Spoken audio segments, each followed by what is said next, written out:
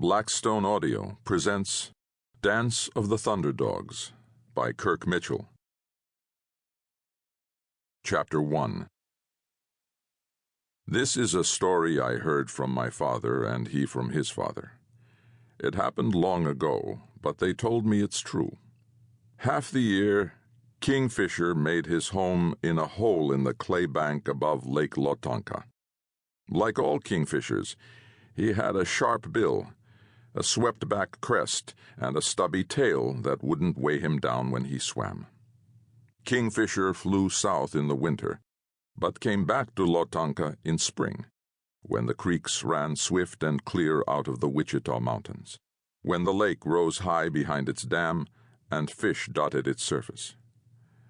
But one year, the lake didn't rise. Instead of building behind the dam, the waters gushed down Medicine Creek and went on their way to the ocean.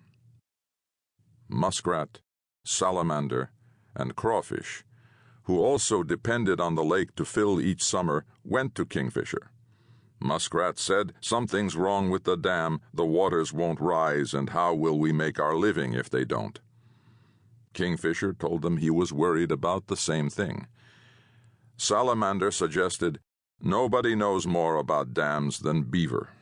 You should fly to him, Kingfisher, and ask him what's wrong." So Kingfisher flew over the mountains to where Beaver had built a dam of willow sticks along Sugar Creek just below the springs there. He told Beaver about the problem. Beaver scratched his long whiskers and said, "I know nothing about the dams human beings build, Kingfisher. Mine are made of sticks. Theirs are made of earth and stone. I'm sorry, but you are the better diver. You should go down and look for yourself to see what the trouble is."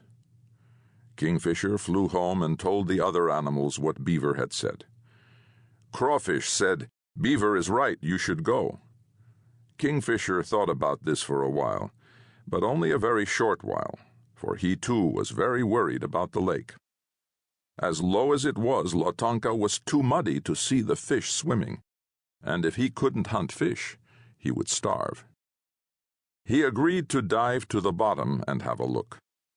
He waited until the May sun was high and bright, for the shrunken waters of the lake were heavy and dark with silt. Then he sprang from the tree branch and plunged into the depths. Soon it was almost as dark as night, but Kingfisher kept darting down, holding his breath.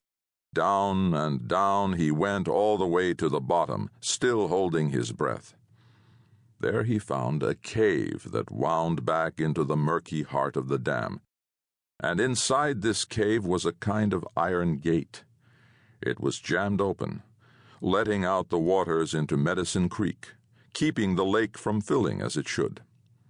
Then Kingfisher could no longer hold his breath. He had to come back up. He burst to the surface, gasping in his raucous, clattering voice. "Are you all right, brother?" Muskrat asked. Kingfisher nodded. The other animals gathered around him on the shore and asked him what he had seen. As soon as he had breath, Kingfisher said, "I couldn't see much. The waters are like night, but something stuck in the water gate. What, I don't know." He promised to go down again the next day when the sun was at its highest again. But the next day, Kingfisher had no need of the sun's light.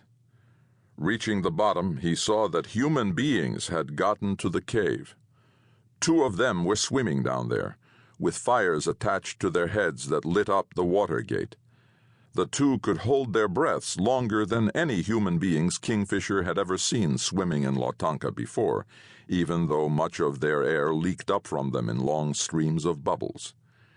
It shocked Kingfisher to see what was lodged in the water gate, but then he himself was out of breath and had to rise.